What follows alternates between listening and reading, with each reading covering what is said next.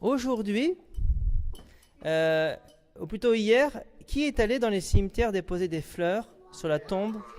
Est-ce que vous savez pourquoi on fait ça? Est-ce que vous savez pourquoi on fait ça? Aujourd'hui, c'est une journée. Oui. Aujourd'hui, c'est une journée particulière. Hier, on a fêté tous les saints. On a fêté Saint Noah, on a fêté Sainte Iliana, Saint Ralph, tous les saints du ciel.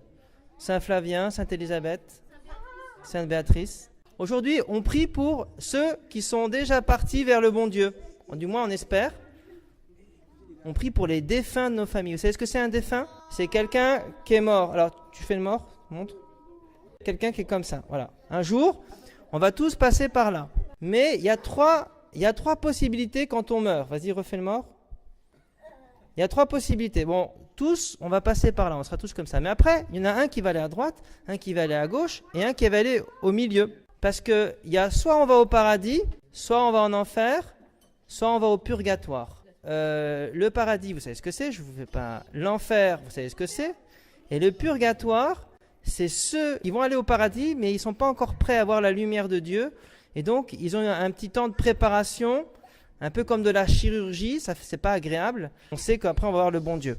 Élisabeth et Flavien vont jouer 3 scènes, et vous devrez dire, à votre avis, la première histoire, c'est la personne va au paradis. La deuxième, elle va en enfer. Et la troisième, elle va au purgatoire. Ça sera à vous de dire. Alors, une grand-mère, elle se fait attaquer par un jeune. Il pique sa montre aussi. Et ce jeune-là, eh ben en fait,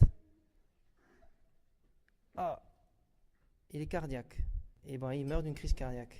Et vous savez ce qu'il a dit, ce jeune-là? Bon Dieu, heureusement que tu m'as rappelé maintenant, heureusement que je suis mort maintenant, sinon j'aurais continué à faire plein de bêtises. Il a dit ça en mourant. Ensuite, il y a une autre histoire, c'est l'histoire d'une maman qui est enceinte, mais sa grossesse se passe pas très bien, elle se sent pas très bien, et donc elle va voir le chirurgien.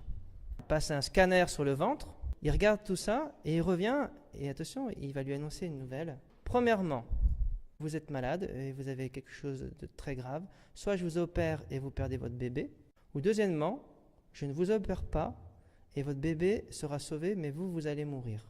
Donc elle a choisi 2. Ça, c'est le jour de la naissance.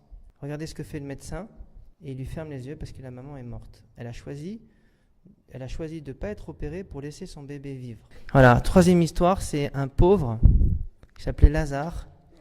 Il habitait en face de la maison de quelqu'un de très riche, qui avait des belles voitures, des bagues, plein d'argent. Et le riche, à chaque fois qu'il sortait, il était obligé de passer devant le pauvre. Et le pauvre n'arrêtait pas de lui demander la charité, un morceau de pain, quelque chose à manger. Et un jour, ce qui s'est passé, il y a eu un tremblement de terre. Il y a eu, en fait, comme une explosion, comme si Fessenheim explosait. Et ils sont morts tous les deux en même temps. Alors, où est-ce que va le riche? Où est-ce que va le pauvre? Alors, vous savez qu'aujourd'hui, on prie pour ceux qui sont justement au purgatoire. Peut-être c'est notre grand-père, peut-être c'est notre grand-mère, peut-être un jour ça sera nous. On a envie d'aller au ciel, mais on n'a pas encore assez d'amour.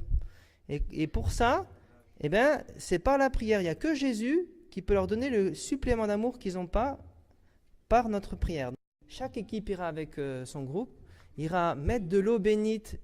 Il y aura 2-3 plantes à mettre sur une tombe qui n'aura pas eu de plantes. Et puis, il y aura les bricolages que vous avez faits à prendre, que vous allumerez la bougie pour qu'elle brille sur la tombe de votre choix. D'accord ?